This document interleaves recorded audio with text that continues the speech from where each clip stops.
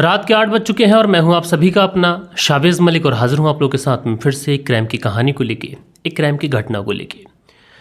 दोस्तों, इन दिनों इंस्टाग्राम पर एक रील्स बहुत तेज़ी के साथ में वायरल हो रही है और इस रील्स में एक लड़की जिसे जो पुलिस वाले हैं वो ले जाते हुए दिखाई पड़ रहे हैं। अलग अलग तरीके से लोग इस रील्स को एडिट कर कर इस पर म्यूज़िक लगा कर इसमें पोस्ट कर रहे हैं और इस लड़की के लिए तरह तरीके की बातें कर रहे हैं। कुछ लोग इस लड़की से डर की बात कर रहे हैं, कुछ लोग बोल रहे हैं कि इसकी वजह से पूरा जो समाज है, लड़का समाज, वो डरा हुआ है।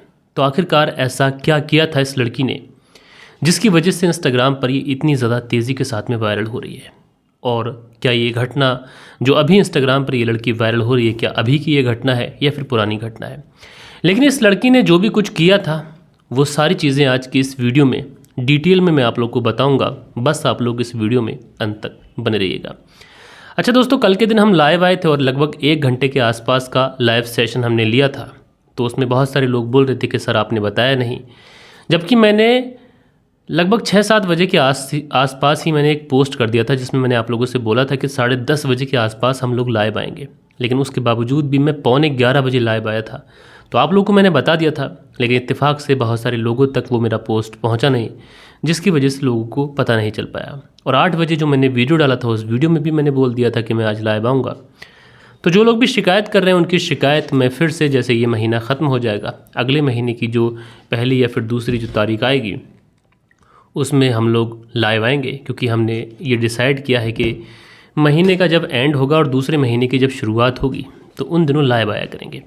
तो चलते हैं दोस्तों, सीधा सीधा अब इस कहानी का रुख कर लेते हैं। कौन सी ये लड़की है आप लोग देख सकते हैं, इसकी रील्स मैं यहाँ पर लगा रहा हूँ सामने, और इसका आवाज़ में म्यूज़िक जो है वो कॉपीराइट की वजह से बंद कर रहा हूँ।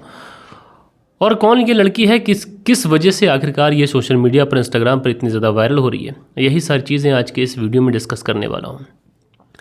दरअसल बात करें दोस्तों अगर आज की कहानी की, तो आज की कहानी की शुरुआत होती है उत्तर प्रदेश से। और उत्तर प्रदेश में एक जाना माना शहर जिसको मुजफ्फरनगर के नाम से भी जाना जाता है। अच्छा, ये मुजफ्फरनगर जो शहर है इसमें एक थाना पड़ता है, चरथावल थाना। और ये जो चरथावल थाना है इसी के अंतर्गत एक गांव आता है, कुल्हेड़ी गांव। कुल्हेड़ी गांव और चरथावल थाने में ज़्यादा फासला नहीं है, थोड़ा ही बहुत फासला है। और चरथावल में एक गेस्ट हाउस पड़ता है। मैं बात कर रहा हूँ 22 दिसंबर साल 2024 की। 22 दिसंबर साल 2024 को ये जो गेस्ट हाउस था, इस गेस्ट हाउस के एक कमरे से अचानक से बहुत ही ज़्यादा चीखने चिल्लाने की आवाज़ें आने लगती हैं। जब इस तरीके से इस कमरे से चीखने चिल्लाने की आवाज़ें आने लगती हैं तो वहाँ पर जो कर्मचारी होते हैं थोड़ा सा अलर्ट होते हैं, उस कमरे के पास पहुँचते हैं तो देखते क्या है कि दरवाज़ा जो है वो अंदर से लॉक है। उसके बाद में जो गेस्ट हाउस था उसका सारा स्टाफ वहाँ पर इकट्ठा हो जाता है और वहाँ से तुरंत चरथावल थाने में फ़ोन कर दिया जाता है कि साहब इस तरीके से इस गेस्ट हाउस के अंदर एक लड़का और एक लड़की बंद हैं और इसमें से बहुत ज़्यादा मारतोड़ और चीखने चिल्लाने की आवाज़ें आ रही हैं। अब जैसे ही पुलिस वालों को ये सूचना मिलती है कि चरथावल थाने के अंतर्गत एक गेस्ट हाउस से इस तरीके की आवाज़ें आना, लड़का लड़की कमरे के अंदर मौजूद हैं, लिहाजा पुलिस जो थी वो तुरंत अपनी गाड़ी उठाती है, अपनी टीम को लेती है और मौके पे जो गेस्ट हाउस था वहाँ पर पहुँचती है। जब पुलिस वहाँ पर पहुँचती है तो लोगों की भीड़ वहाँ पर होती है। जैसे तैसे कर पुलिस लोगों की मदद से उस दरवाजे को खुलवाती है और जब दरवाज़ा खुलवाया जाता है तो अंदर का जो दृश्य होता है उसे देखने के बाद में वहाँ पर जितने भी लोग मौजूद थे सबके पाँव तले से ज़मीन खिसक जाती है। दरअसल इस कमरे के अंदर एक लड़की है और एक लड़का है। पूरे कमरे के अंदर फर्श पर जहाँ तहाँ खून के छींटे बिखरे पड़े हैं। जो लड़की है उसके हाथ से खून बह रहा है और जो लड़का है उसने अपने गुप्तांग वाली जगह पर हाथ से कुछ दबाया हुआ है और वो बोल रहा है कि मुझे बचा लो। उसके बाद में आनन फान में पुलिस इन दोनों को अपनी गाड़ी में बिठाती है। गाड़ी में बिठाने के बाद में तुरंत इन्हें हॉस्पिटल लेके जाया जाता है और हॉस्पिटल ले जाने के बाद में इनका उपचार शुरू किया जाता है।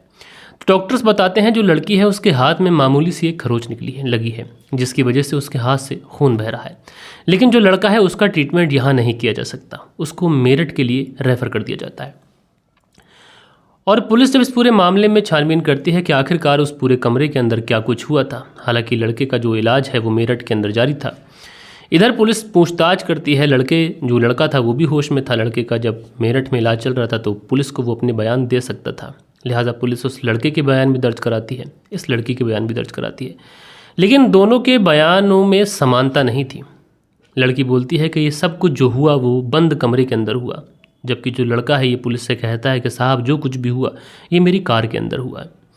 लेकिन पुलिस इस पूरे मामले में गहनता से छानबीन करती है और ये जो बात थी लड़की वालों के घर तक भी पहुंच जाती है, लड़के वालों के घर तक भी पहुंच जाती है। पूरे गांव के अंदर, पूरे इलाके के अंदर सनसनी फैल चुकी थी कि आखिरकार इस तरीके से कैसे हो गया।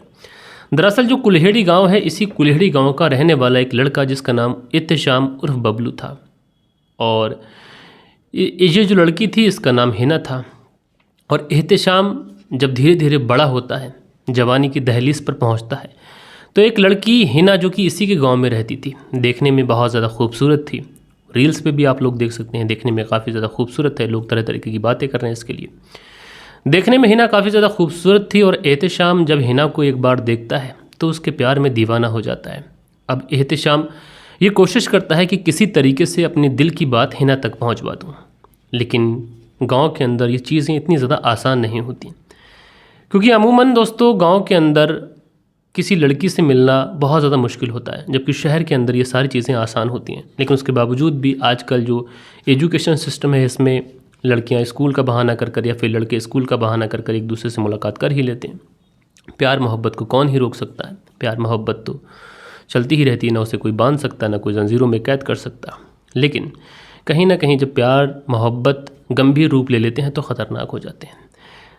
लिहाजा जो एहतेशाम था किसी भी तरीके से हिना तक अपनी बात पहुंच पाता है। एहतेशाम भी देखने में खूबसूरत था, हिना तक पहुंच पाता है कि वो हिना को बहुत ज़्यादा पसंद करता है, हिना से मोहब्बत करने लगा है और हिना से शादी करना चाहता है। अब हिना जब इस प्रपोज़ल को सुनती है तो पहले तो इनकार करने की कोशिश करती है, लेकिन जो एहतेशाम जो था वो भी देखने में खूबसूरत था, अच्छे घर से था, पढ़ा लिखा था, पैसे वाला घराना था, इसलिए जो हिना होती है ये भी एक्सेप्ट कर लेती है और कहती है कि ठीक है, अगर एहतेशाम मुझसे मोहब्बत करता है तो मुझे भी एहतेशाम पसंद है। उसके बाद में इन दोनों के बीच में जो मोहब्बत होती है वो शुरू हो जाती है। मोहब्बत होती है धीरे धीरे, ये दोनों एक दूसरे को पहले तो देखते रहते हैं, कभी कहीं जाते तो वहाँ पर चोरी छुप के मुलाकातें भी करते हैं। लेकिन अब ये दोनों अपना नंबर एक्सचेंज कर चुके थे, नंबर एक्सचेंज हो चुका था। अब घंटों घंटों हिना और एहतेशाम फ़ोन पर बातें करने लगे थे, चाहे दिन हो या फिर रात। जब भी इन दोनों का मन करता दोनों एक दूसरे को कॉल लगा लेते, और दोस्तों जब कॉल लगा लेते तो कब सुबह हो जाती इन्हें कानो कान खबर भी नहीं चलती। वक्त जो था वो धीरे धीरे गुजरता रहता है, मोहब्बत इनकी परवान चढ़ती रहती है। दोनों ने एक दूसरे के साथ में जीने और मरने की कस्में खा ली थी। दोनों एक दूसरे से इतनी ज़्यादा मोहब्बत करने लगे थे कि एक दूसरे से जुदाई इन्हें बर्दाश्त ही नहीं थी। अगर किसी दिन एहतेशाम को हिना से फ़ोन पर बात नहीं होती तो उसका जो दिन था वो कटता नहीं था। इधर जो हिना थी ये दिन और रात बस एहतेशाम की ही राह तकती थी। इसने एहतेशाम के नाम के सपने अपनी लाइफ में संजो लिए थे। जिस राजकुमार का इसे इंतज़ार था वो राजकुमार कोई और नहीं इसकी ज़िंदगी में बल्कि एहतेशाम उर्फ बबलू ही था। लिहाजा इनका प्यार मोहब्बत चलता रहता है और धीरे धीरे वक्त गुजरता रहता है। 6 से 7 साल इनकी रिलेशनशिप के गुजर जाते हैं। 7 सालों की बड़ी रिलेशनशिप हो चुकी थी और 7 सालों में इन दोनों ने न जाने एक दूसरे के बाद साथ में कितनी बार संबंध बनाए थे, न जाने कितनी बार ये दोनों एक दूसरे के साथ में इंटीमेट हुए थे। यही सारी चीज़ें चल रही थी।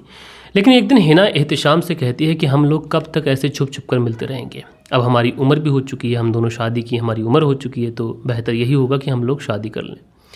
अब एहतेशाम जब हिना के मुँह से ये बात सुनता है तो वो भी कहता है कि ठीक है। उसके बाद में एहतेशाम अपने घर पर ये बात करने की कोशिश करता है कि गाँव में ही रहने वाली एक लड़की हिना वो उससे शादी करने चाहता है।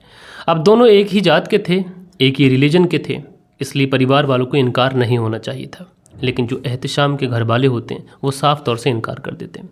इधर जो हिना के घर वाले होते हैं ये भी तैयार नहीं होते हैं। अब मामला जो था वो उलझ चुका था, दोनों एक दूसरे से मोहब्बत करते थे।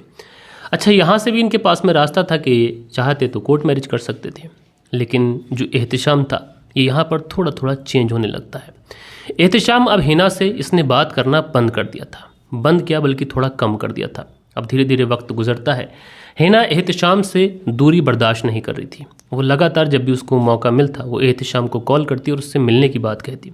एहतेशाम कभी टाल देता, लेकिन इसी बीच में हिना को खबर मिलती है 22 दिसंबर से एक दिन पहले यानी 21 दिसंबर को यह खबर मिलती है कि 15 दिन पहले एहतेशाम उर्फ बबलू की सगाई हो चुकी है, जो कि मेरठ के सिबाल खास एक गाँव है, उस गाँव में रहने वाली एक लड़की के साथ में एहतेशाम की मंगनी हो गई है, सगाई हो गई है।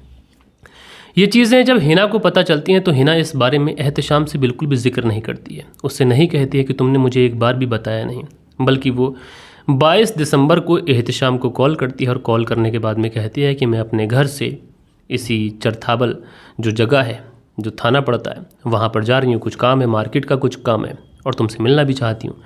जब एहतिशाम ये बात सुनता है तो बहुत ज़्यादा खुश हो जाता है। वो अपनी गाड़ी उठाता है और तकरीबन सुबह के 8 बजे गांव के बाहर से हिना को अपनी कार में बिठा लेता है। उसके बाद में दोनों पहुंच जाते हैं चरथाबल। चरथाबल पहुंचने के बाद में ये दोनों एक होटल से खाना खाते हैं। खाना खाने के बाद में एक गेस्ट हाउस में इन्होंने एक रूम रेंट पर ले लिया था, उस रूम में चले जाते हैं। दोनों शुरुआत में तो बातचीत करते हैं। हिना इससे पूछती है कि क्या कुछ चल रहा है और शादी के लिए कुछ सोचा है या फिर नहीं सोचा। एहतिशाम बात को बदलने की कोशिश करता है क्योंकि एहतिशाम चाह रहा था कि आज हिना उसके साथ में इंटीमेट हो जाए, दोनों एक दूसरे के साथ में शारीरिक संबंध बना लें। लेकिन हिना को एहतिशाम की सारी सच्चाई पता थी। हिना को ये पता था कि एहतिशाम की सगाई हो चुकी है, लेकिन एहतिशाम ने शायद हिना को इस बारे में नहीं बताया था। इसलिए अब इन दोनों के बीच में ये सारी चीज़ें होती हैं। उसके बाद में ये दोनों इंटीमेट होते हैं। एहतिशाम ने भी अपने सारे कपड़े उतार दिए थे और हिना जो थी वो एहतिशाम से पूछती है कि तुम्हारी तो सगाई हो चुकी है, तुमने मुझसे छुपाया क्यों। इस बात को लेकर दोनों के बीच में थोड़ी सी कहासुनी होती है और ये जो कहासुनी थी ये विवाद में बढ़ जाती है। दोनों के बीच में झगड़ा शुरू हो जाता है।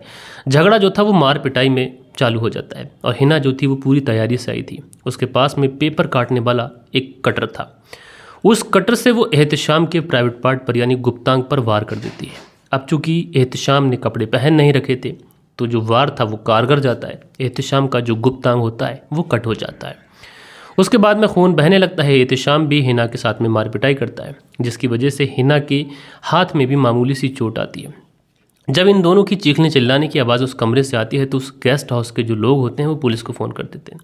उसके बाद में पुलिस आती है, दोनों को हॉस्पिटल लेके जाया जाता है। हालांकि एहतिशाम की हालत ज़्यादा ख़राब बताई जाती है, उसको मेरठ के लिए रेफ़र करा जाता है। लेकिन यहाँ पर पुलिस ने जो कुछ बातें बताई हैं वो ये हैं कि दोनों की बातें संदिग्ध हैं। एहतिशाम ने बताया सब कुछ कार के अंदर हुआ, हिना बता रही है कि सब कुछ कमरे के अंदर हुआ। अब ऐसे में क्या सच्चाई है क्या नहीं सच्चाई है ये तो आगे ही पता चलेगा। लेकिन बहरहाल कहानी ये थी कि 8 साल से दोनों में प्रेम प्रसंग था और एहतिशाम की 15 दिन पहले सगाई हो चुकी थी, जिस वजह से हिना इतनी ज़्यादा आग बबूला थी कि उसने एहतिशाम के प्राइवेट पार्ट को ही काट दिया। बहरहाल दोस्तों ये उस वायरल गर्ल की कहानी थी जो इस समय इंस्टाग्राम पर वायरल हो रही है। बहरहाल दोस्तों आप लोग इस पूरी कहानी को किस तरीके से देखते हैं, हिना ने जो किया क्या वो सही किया, कमेंट्स करके ज़रूर से ज़रूर बताइएगा। और कल के दिन आप लोग के जो भी कुछ कमेंट्स हैं वक्त होता है कि आप लोग के कमेंट्स पढ़ लिए जाएं। सो दोस्तों हमारे चैनल पर जो कल के दिन कमेंट्स आए थे उसमें साजिद जी हैं, लिखते हैं निकिता जेल में बहुत प्यार पा रही होगी। साजिद जी आपका बहुत शुक्रिया कि आपने अपना बेशकीमती कमेंट्स किया। स्टेटस फॉर यू हैं, लिखते हैं आज के ज़माने में प्यार प्यार का नहीं रहा, हबस बन चुका है। बहुत अच्छी बात कही आपने भाई, आपका शुक्रिया। जयप्रकाश हैं, लिखते हैं मलिक भाई आपकी कहानी बहुत सुपरहिट और आपका अंदाज़ जो है ये भी बहुत अच्छा है। मैं रोज़ कमेंट्स करता हूँ, ज़िला हमीरपुर यूपी से हूँ, तो भाई आपका बहुत शुक्रिया। सतबीर लिखते हैं कहानी सुनकर मुझे बहुत अच्छा लगा। सतबीर मुजफ्फरनगर उत्तर प्रदेश से कहानी सुनते हैं।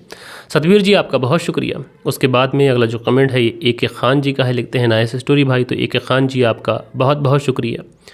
हसीबुल अंसारी हैं, लिखते हैं अस्सलाम वालेकुम मेरे छोटे भाई, काफ़ी दर्दनाक स्टोरी थी, अल्लाह आपको अच्छा रखे मेरे भाई।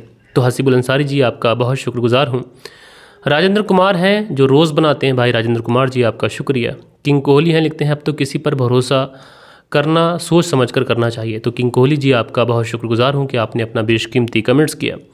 उसके बाद में मंसूरी भाईजान हैं, लिखते हैं अस्सलाम वालेकुम भाई जी, आपकी कहानी को मैं सऊदी अरब से सुनता हूँ। भाई जी कहानी सुनाने का अंदाज़ बहुत अच्छा है और जो बाद में सलाह देते हैं वो भी बहुत अच्छी है। तो मंसूरी भाईजान जी आपका बहुत शुक्रगुजार हूँ।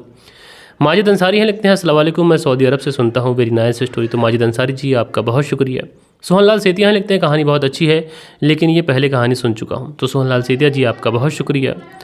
SKD हैं, लिखते हैं भाई आपको रोज़ न्यू कहानी कहाँ से मिलती है। तो SKD जी मैंने शायद आपको लाइव में जवाब दिया था, आपका शुक्रिया। सुरेंद्र शर्मा हैं, लिखते हैं नमस्ते मलिक भाई साहब, नाइस स्टोरी। सुंदर कुमार श्री विजयनगर राजस्थान से। तो सुरेंद्र शर्मा जी आपका बहुत बहुत शुक्रिया। उसके बाद में अगला जो कमेंट्स है शाहबाज करोलिया करके है, लिखते हैं अस्सलाम वालेकुम सलाम शाहबाज भाई, ज़िला मेबात नूह हरियाणा, दुआ करते हैं भाई आप खैरियत से हैं, मेरा नाम लियाकत है भाई। तो लियाकत भाई आपका बहुत बहुत शुक्रिया कि आप हरियाणा मेवात से हमारी कहानी सुनते हैं। उसके बाद में शरीफ मोहम्मद हैं, लिखते हैं इंटरेस्टिंग स्टोरी। तो शरीफ मोहम्मद जी आपका बहुत शुक्रिया। शीलनिधि हैं, लिखते हैं मलिक भाई गुड नाइट भाई, स्टोरी अच्छी है। तो शीलनिधि जी आपका बहुत शुक्रिया। प्रमोद राजपूत हैं, लिखते हैं मलिक भाई राम राम। तो भैया राम राम, कैसे हैं? दी वरिस्टर हैं, लिखते हैं भाई आज लाइव में बहुत अच्छा लगा बात करके, बहुत शुक्रिया लाइव आने के लिए, अचानक से नेट चला गया था मेरा। तो दी वरिस्टर जी मैंने आपका इंतज़ार किया था और आपकी वजह से आधा घंटा ज़्यादा लाइव चला था। लईक अब्बास हैं, लिखते हैं अस्सलाम वालेकुम शाबिज़ भाई, नाइस स्टोरी। लईक अब्बास गुलिस्तानाज़ बागपत यूपी से कहानी सुनते हैं, तो आप दोनों पति पत्नी का बेहद शुक्रिया। उसके बाद में अगला जो कमेंट्स है लिखते हैं मलिक साहब, आज के दौर में भाई पिता पता ही नहीं पड़ता कि विश्वास करें कि नहीं करें, रिश्ते नाते सारे ख़त्म हुए जा रहे हैं, इस संसार से बहुत दुख है भाई, ऐसी कहानी सुनकर क्या करें क्या ना करें, विश्वास करें क्या ना करें।